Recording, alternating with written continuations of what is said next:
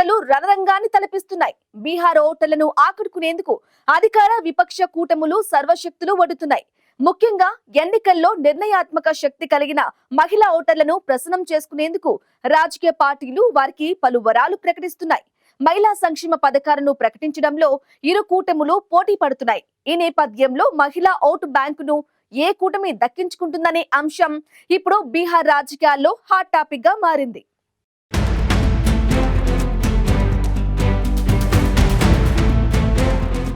Bihar assembly ఎన్నికలు సమీపిస్తున్న వేళ రాజకీయ పార్టీలో టెన్షన్ పెరిగిపోతుంది. ఓవైపు ఎన్నికల ప్రచారాన్ని హోరెత్తిస్తున్న పార్టీలు, మరోవైపు ఓటర్లను ప్రసన్నం చేసుకునేందుకు వారికి వరాలు ప్రకటిస్తున్నాయి. ముఖ్యంగా ఎన్నికల్లో అభ్యర్థుల గెలుపోటములను నిర్ణయించే కీలక వర్గాల ఓటర్లను ఆకర్షించేందుకు తీవ్రంగా శ్రమిస్తున్నాయి. లక్షల సంఖ్యలో మా ప్రోగ్రాంలను చూస్తున్నారు, కానీ అందులో 15% మంది మాత్రమే సబ్స్క్రైబ్ చేసుకుంటున్నారు. దయచేసి ఐ న్యూస్ ఛానల్ను సబ్స్క్రైబ్ చేయండి.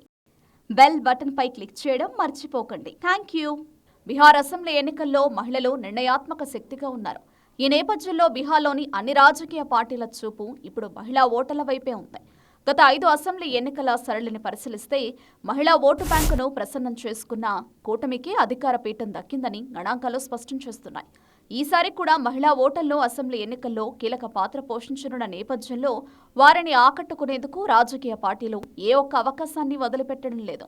బీహార్లో పురుషులతో పోలిస్తే మహిళా ఓటర్ల పోలింగ్ శాతం క్రమంగా పెరుగుతూనే ఉంది. అందుకే మహిళా ఓటర్ల మనసులను గెలుచుకోవడమే లక్ష్యంగా వివిధ సంక్షేమ పథకాలను ప్రకటిస్తున్నాయి పార్టీలు. మహిళలకు అభివృద్ధి, సంక్షేమం, భద్రతలను అందిస్తామని ప్రధాన పార్టీలన్నీ భరోసా ఇస్తున్నాయి. బీహార్లో మొత్తం 7.41 కోట్ల మంది ఓటర్లు ఉండగా వీరిలో 3.49 కోట్ల మంది మహిళా ఓటర్లే. అంటే రాష్ట్రంలోని ప్రతి ఇద్దరు ఓటర్లలో ఒకరు మహిళే. ఓట్లు వేసే విషయంలో బీహార్ మహిళలు చాలా ముందంజలో ఉన్నారు. రాష్ట్రంలో 2010లో జరిగిన అసెంబ్లీ ఎన్నికల్లో పురుషుల పోలింగ్ 51.12%, మహిళల పోలింగ్ 54.49%గా నమోదైంది.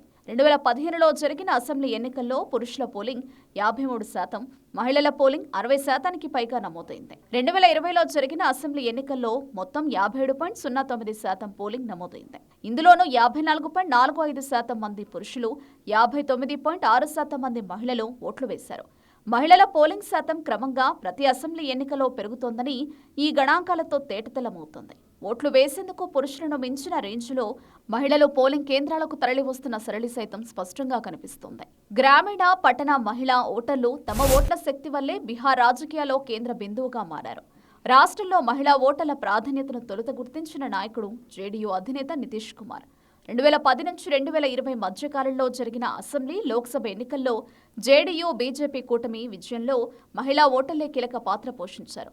బీహార్లో మొత్తం 243 అసెంబ్లీ స్థానాలు ఉన్నాయి. 2020 అసెంబ్లీ ఎన్నికల్లో ఏకంగా 167 స్థానాల్లో పురుషుల కంటే మహిళల పోలింగ్ 5 నుంచి 6% మేర ఎక్కువగా నమోదైంది.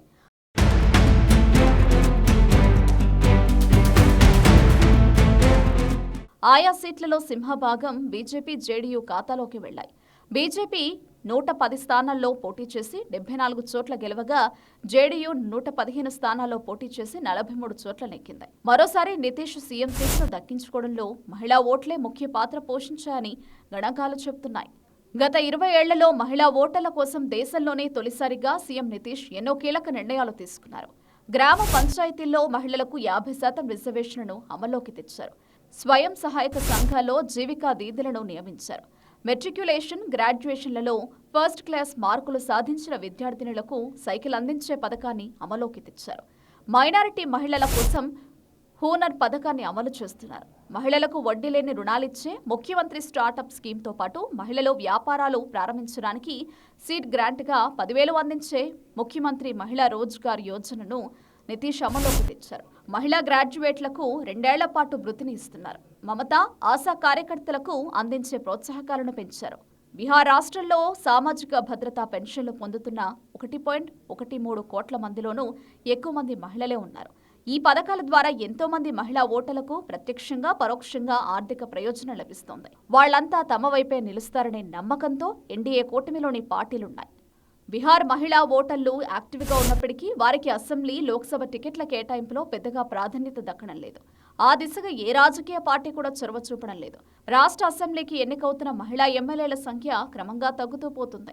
1952 నుంచి 2020 మధ్యకాలంలో బీహార్లో కేవలం 258 మంది మహిళలే ఎమ్మెల్యేలయ్యారు. అయితే గత 3 అసెంబ్లీ ఎన్నికల్లో ఈ సంఖ్య మరింత తగ్గింది.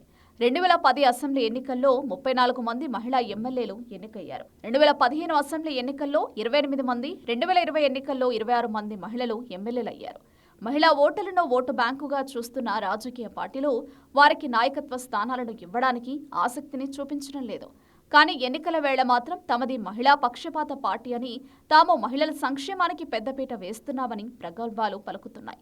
మొత్తంగా బీహార్ ఎన్నికల్లో మహిళలే కింగ్ మేకర్లు కావడంతో వారిని ప్రసన్నం చేసుకునే పనిలో పార్టీలు నిమగ్నమయ్యాయి. ఈసారి ఎన్నికల్లో మహిళా ఓటర్ల మద్దతు ఎవరికి దక్కుతుందనేది చూడాలి.